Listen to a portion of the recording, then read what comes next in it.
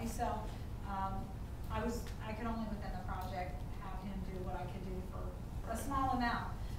But I would agree. I mean, I think that information would be good to know at whatever point it's appropriate. But that then costs dollars too. So, but with that said, I would like to take it on to the next piece and now show the commissioners.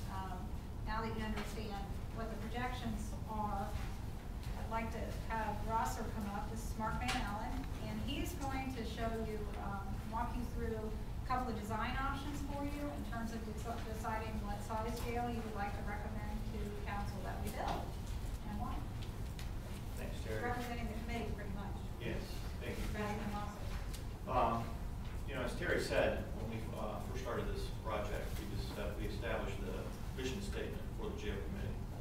There's a couple words that are in that mission statement. I think we've shared that with the commissioners since we've developed it. And one of those words is flexibility, and the other one is the opportunity to position the facility to be able to best react to a changing corrections environment. Whatever really happens, as Scott has pointed out, there are lots of different variables.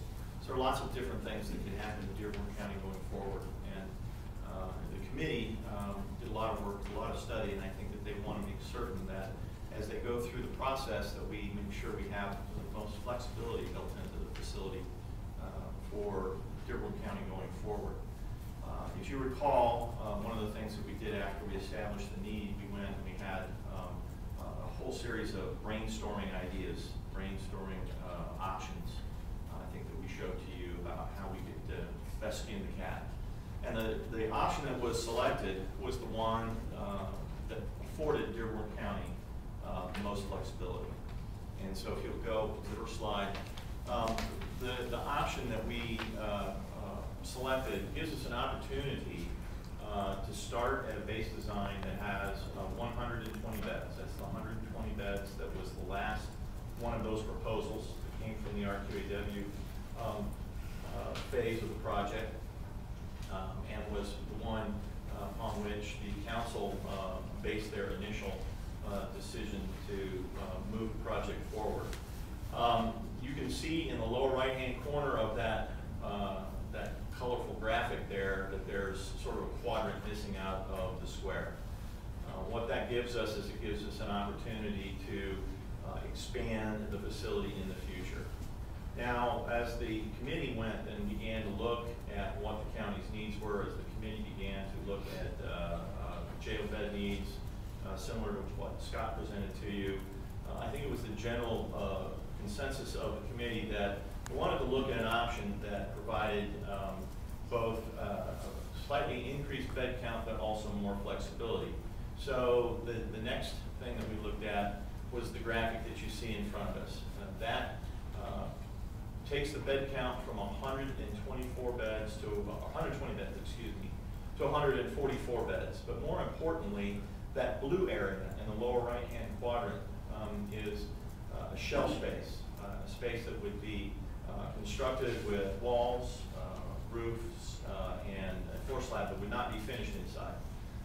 So what that affords you is at 144 beds, gives you a little bit better ability to meet your potential future needs, as well as gives the sheriff better opportunity to classify inmates as they come into the system. I think as we look at it and as Maxwell presents the budget here, this is really the scheme that the jail committee, all those fine folks that were recognized by Terry at the beginning of the presentation, this is where they have settled as far as what they would be recommending to the commissioners to go forward. 144 beds with that blue area built out for future expansion. 32-bed housing units. The orange triangle would be 32 beds. If we built that, we would go from 144 to 176. The brown area is another 32 beds. So if we were to complete that potential design right there, we would be at 208 beds. 208 beds, a number was really working backwards from some of the numbers that RQAW could come to when they did their space projection. So we have an opportunity to go from 120 beds We have a recommendation from the jail committee for 144 beds, but we also think that the jail committee would like the opportunity to solicit pricing through the bidding phase to determine just what exactly the cost and value of those additional 64 beds would be to the county, just so we understand where we're going with that. So that's the basics of what we're looking at. Of course, everything is dormitory style.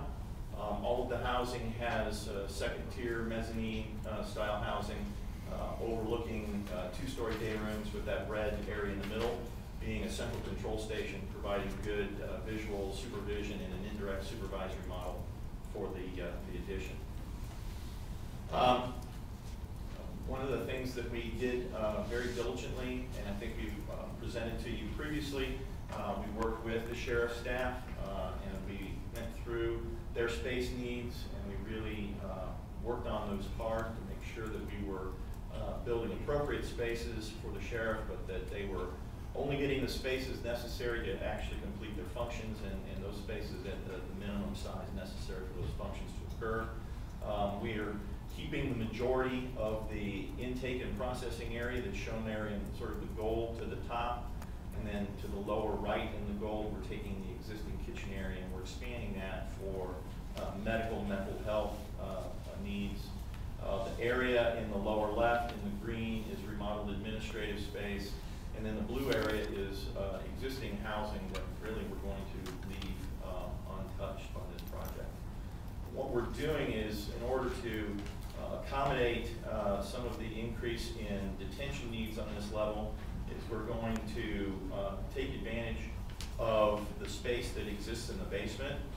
Your predecessors in the late 80s and early 90s bid out a full basement as an alternate.